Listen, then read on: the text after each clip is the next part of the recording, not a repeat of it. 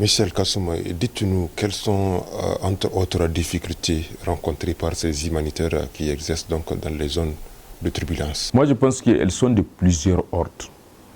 Mais l'une des principales difficultés, ce sont des questions d'acceptance et liées aux fake news. Où, par exemple, les gens on peut les raconter, les ONG là, ils sont alliés à ceci, à cela.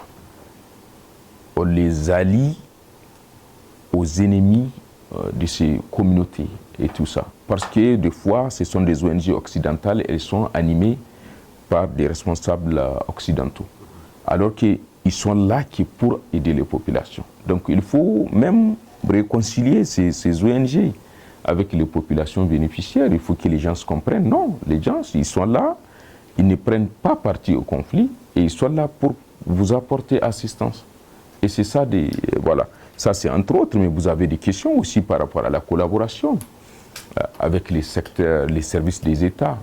Dans certains États, ou les pressions dans les cas des recrutements ou dans les cas des orientations, même de l'aide, les choix et tout ça, alors qu'ils sont animés par des strictes neutralités, l'impartialité, et ne sont guidés que par, comment on appelle, par les besoins, par la vulnérabilité de la population. Pas parce que tel ministre, ils viennent de telle ou telle région ou de tel ou tel pays et doivent aller orienter leur aide et tout ça.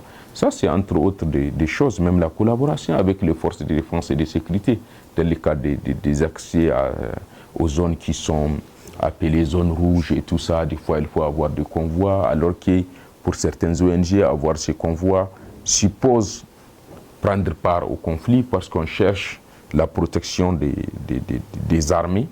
Donc on devient automatiquement des cibles, alors que pour l'armée, pour la police, c'est pour vous apporter une protection. Donc c'est toutes ces questions.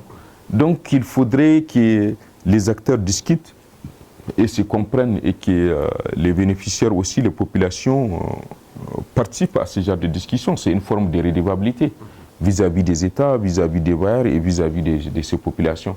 Donc il y a un certain nombre de défis comme ça, comme je disais, des défis liés à la qualification même de la main-d'œuvre. Vous prenez toutes les écoles privées ou étatiques dans nos États. Elles sont destinées à former des cadres qui doivent travailler dans l'administration publique ou dans les privés. Alors que les ONG, ils sont à but non lucratif.